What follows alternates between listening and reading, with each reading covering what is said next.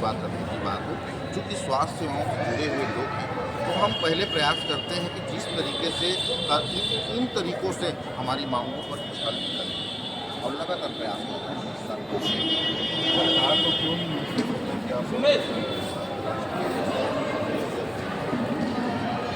इस बारे में कुछ मुझे ऐसा महसूस होता है कि कुछ उच्च प्रशासनिक अधिकारियों के द्वारा उन तक कुछ भ्रम फैलाया जा रहा है या सही बातें उन तक नहीं पहुंच पा रही है।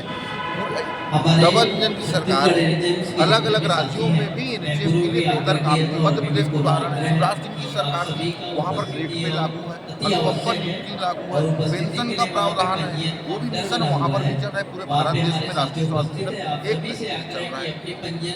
जरूरत है इच्छा शक्ति की। अगर आप करना चाहेंगे तो बहुत आसान है, क्योंकि आपका उदाहरण है सुप्रीम कोर्ट को बहाना दिया जाता था।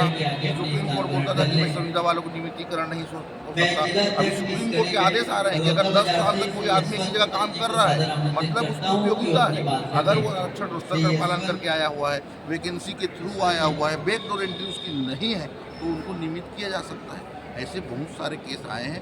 उमा देवी के मामले को लेकर के ही नियमितीकरण की में बाधा उत्पन्न किया जाता रहा है, लेकिन उमा देवी के मामले के बारे में सुप्रीम कोर्ट ने कहा है कि ये इनके कारण ही संविदा कर्मचारियों को लगातार शोषण हो रहा है। अब मान लीजिए 22 में एक ही पद में रहने वाले 2 लोग एक ही ऑफिस में काम कर रहे हैं, एक का वेतन 50,000 रुपये है, एक का वेतन 20,000 रुपये है।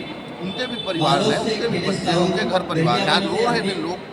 तो ऐसी स्थिति नहीं, ये तो आप लोगों ने हर साल लिख करके दिया है ना। लगातार रोने की क्या बात है, आप लोगों को लिख के दिया ना कि हम इसी शर्तों पे काम करने को तैयार हैं। आपने तो हर बार कॉन्ट्रैक्ट में जब भी रिन्यू किया तो लिख के दिया हम तैयार हैं। नहीं, देखिए तैयार हैं। संविदा सबने आपको संविदा भर्ती नियम जो है आप देखेंगे तो केवल 1 सालों के लिए थी। लगातार जब उस भर्ती को 10 साल और 20 साल के लिए जब किया जा रहा है, माननीय उच्च न्यायालय के भी आदेश, वो तो आपकी इच्छा पे है ना, रिन्यू करो या ना करो। जी, रिन्यू करवाने का आपकी इच्छा पे है ना। जी जी जी। क्यों कर देते हैं हर साल उसमें साइन? नहीं, अभी छत्तीसगढ़ में हर साल हमको साइन करने की आवश्यकता यहाँ पर ऐसा नहीं है। हम एक बार जब ज्वाइन किए थे, जब संविदा भर्ती नियम बना था, उसमें भी लगातार परिवर्तन होते आए हैं।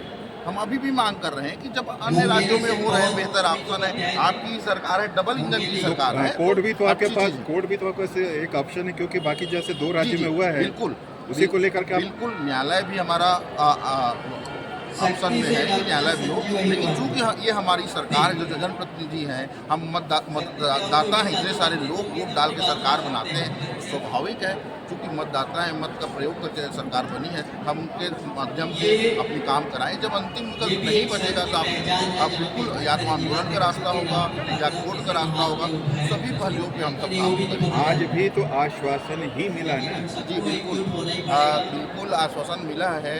और जिस तरीके से आपने सवाल उठाया, बहुत अच्छा सवाल था, और जिस तरीके से जवाब दिए धर्मलाल कौशिक जी, हम लोगों में उम्मीदें जगी हैं। आस है तो जानते हैं, विश्वास है तो सब चीज़ कायम है। हम सब लोग पूरे छत्तीसगढ़ के जितने संविदा कर्मचारी हैं आशान्वित है, शासन की सरकार है। जब इन्होंने कहा है कि हमने बनाया है तो हम भी सवारेंगे, हम मोदी की गारंटी है तो पूरी करेंगे। इन सब बातों पे हमको पूरा विश्वास है, और हम जानती कर्मचारी संघ के लोग हैं।